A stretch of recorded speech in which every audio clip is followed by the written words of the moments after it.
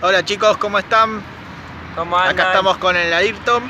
Hoy vamos a hablar sobre un pasaje que se encuentra en el capítulo 3 del Evangelio de Marcos.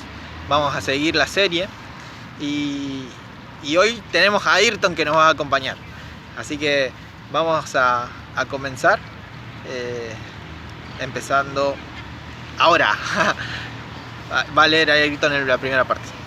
Otra vez entró Jesús en la sinagoga y había allí un hombre que tenía la mano seca. Y le echaban para ver si el día de reposo le sanaría el fin de poder curarse. Entonces dijo al hombre que tenía la mano seca: levántate y ponte en el medio. Bien, ¿qué había pasado? Otra vez era el día de reposo. ¿Se acuerdan que en el día de reposo los judíos no podían hacer absolutamente nada? Incluso hasta contaban los pasos. Si hacían más de un paso, ya estaban infringiendo la ley. Digamos, en el día de reposo no se podía hacer absolutamente nada. ¿Y qué sucedió? Jesús entró a la sinagoga. Antes lo vimos a Jesús que estaba en el día de reposo, como contó el profe Samu, sacando espigas de los campos, y los fariseos que estaban ahí también se habían enojado porque estaban haciendo algo malo para ellos en el día de reposo. Pero fíjense lo que pasó acá. En la sinagoga ya era un lugar más espiritual, digamos, como era más serio. Entonces, como los fariseos lo querían acusar de que estaba haciendo algo malo, vieron la oportunidad porque justo había un hombre que tenía la mano seca. Entonces, ¿qué hicieron? O empujaban, o nosotros lo que estábamos pensando con Ayrton, o lo empujaban al hombre que tenía la mano seca, o quizás lo empujaban a Jesús, porque dice que lo acechaban para ver si Jesús lo sanaba. Entonces, como bien dijo Ayrton, ¿qué le dijo Jesús? Levántate y ponte en medio, le dijo al hombre que tenía la mano seca. Vamos a ver cómo sigue. Y le dijo: ¿es lícito en los días de reposo hacer bien o hacer el mal, salvar la vida o quitarla? Pero ellos callaban. Entonces, mirándolos alrededor con enojo, entristeciendo por la dureza de sus corazones, y dijo: estira, Está bien, extiende tu mano. extiende tu mano. Y extendió la mano y le fue restaurada y sana. Y sana. ¿Vieron lo que pasó? Muy bien, como dijo Ayrton. ¿Qué pasó? Jesús le hizo una pregunta a estos que estaban o empujando o tratando de que Jesús le preste atención a este señor que tenía la mano seca. Le dijo entonces al señor que se ponga en el medio, y mirando a los que estaban alrededor, los que le querían hacer algo que para ellos estaba mal, le preguntó: ¿es lícito? O sea, ¿está bien hacer esto? Le digo, ¿es lícito hacer el bien o hacer el mal? ¿Salvar una vida o quitarla?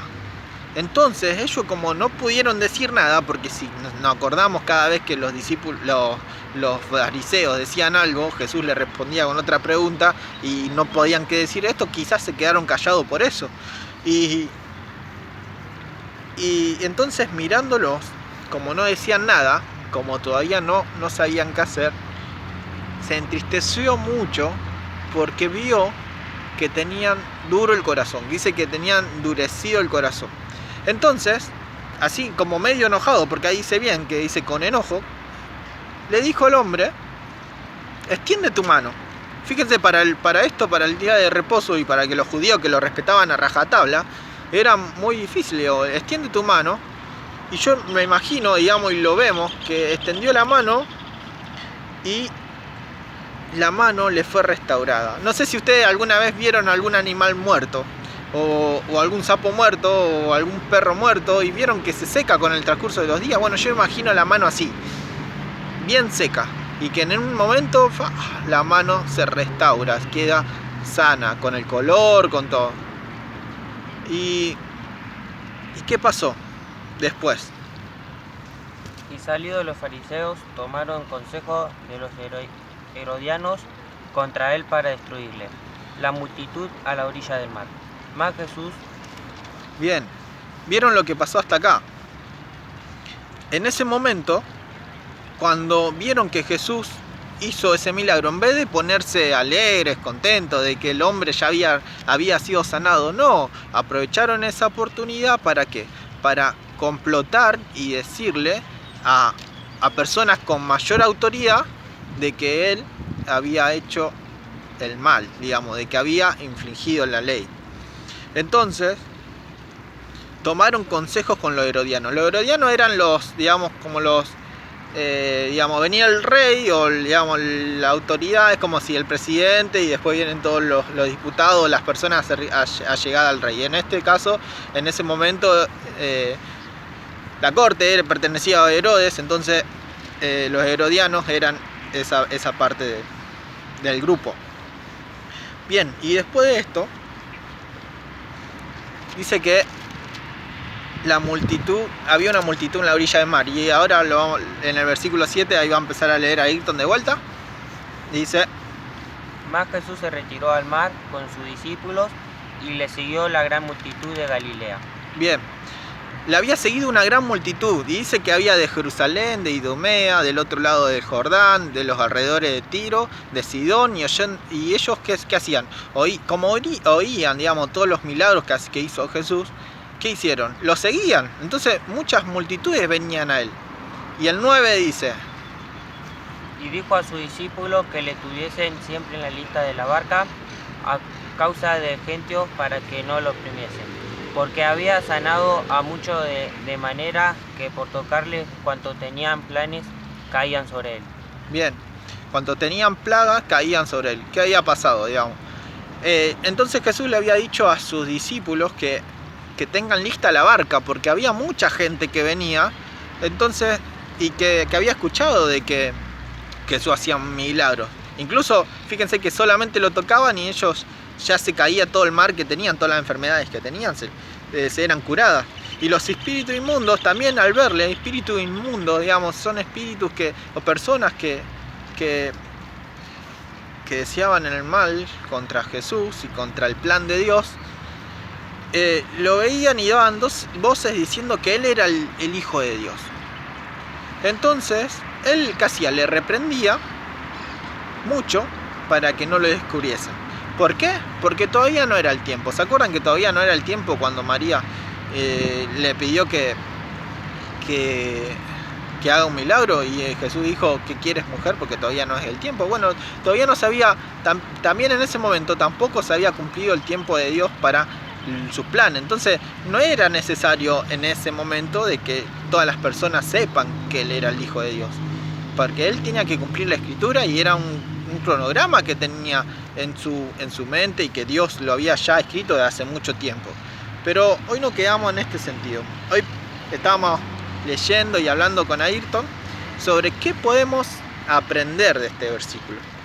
Y Ayrton decía una cosa: ¿es bien hacer el mal? ¿Es bueno hacer el bien o el mal?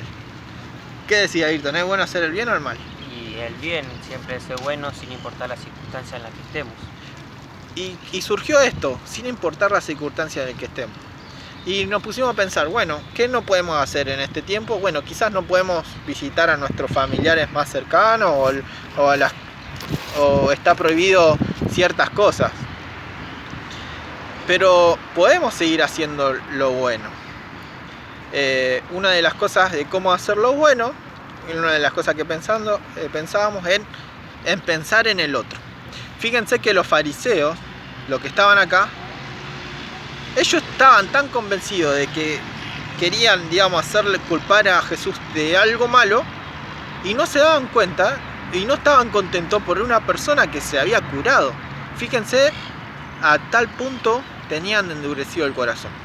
Entonces pensemos ahora, ¿qué podemos sacar para nuestras vidas?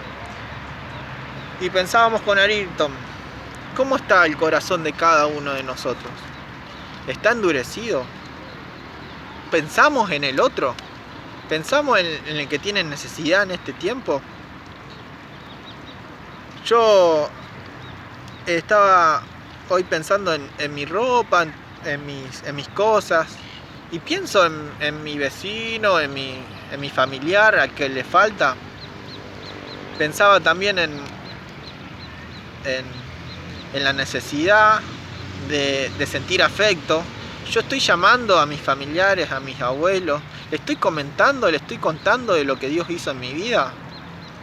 Y pensaba que nosotros podríamos ser los que tenemos el corazón endurecido. Y ¿saben qué? El pecado y nuestro corazón endurecido, nuestro egoísmo, nos hace tener también una alma seca, digamos, como un corazón seco. Entonces, fíjense lo que hizo Jesús con esta persona.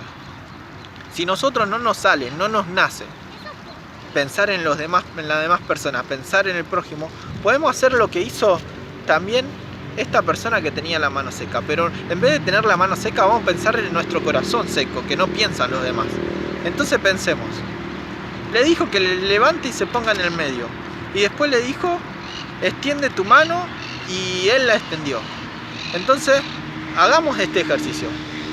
Pongamos en el medio, entremos en una relación con Jesús, pongamos nuestro corazón a su disposición y extendémoslo. Y fíjense que la mano del hombre fue restaurada. Nuestro corazón también va a ser restaurado. Y podríamos hacer esas cosas buenas que tienen que nacer de nosotros porque Dios vive en nosotros. Ahora, si Dios no vive en tu vida, todavía tenés el corazón endurecido. Y esa es la parte donde siempre escuchamos todos los sábados. Todos los sábados, todos los viernes, todos los jueves, o cuando sale el videíto en este tiempo. De que si no tenemos a Jesús en nuestro corazón, nosotros tenemos un corazón malo. ¿Y saben qué? Dicen que la Biblia dice que lo de corazón limpio, ellos van a ver a Dios. ¿Cómo está el corazón? Las cosas que manchan nuestro corazón, los que lo ponen seco, son el pecado, la mentira, no hacer caso. La única forma de poder volvernos limpios es a través de Jesús. Nosotros tenemos que entender, extender nuestro corazón a Jesús, pedirle perdón por nuestros pecados, y Él lo puede hacer. Y no importa la circunstancia en la que esté, fíjense que en este momento está un día de reposo, Él quiso curarlo. Bueno, Dios quiere salvar. Dios quiere salvar tu vida del infierno. Por eso, dispongamos nuestro corazón, pidémoslo, perdona, Señor Jesús, porque ¿saben lo que hizo Jesús por nosotros? Cuando nosotros estábamos aún muertos en delitos y pecados, Él murió por nosotros. En vez de que nuestro corazón se haga duro, de piedra, y muera, ¿saben lo que hace Él? Nos restaura. Porque en vez de morir nosotros, murió Él. Porque la paga del pecado es la muerte. Y alguien tenía que morir. Y como Dios no quiere que moramos nosotros, sino que todo se arrepienta, Él se entregó su vida por nosotros. Entonces Él murió. Pero como es Dios, al tercer día resucitó. Y hoy está esperando a que nosotros entreguemos nuestro corazón y Él empiece a trabajar con Él. Y no solamente para nuestras vidas, sino para la vida alrededor de las personas. Nosotros queremos a las otras personas y ese amor viene por parte de Dios. Vamos a compartir ese amor a las demás personas, chicos. Así que bueno, esta era la porción de hoy. Le vamos a agradecer a Ayrton, aplausos, después van a poner aplausos por ahí. Y muchas gracias, chicos, por prestar atención. Chao.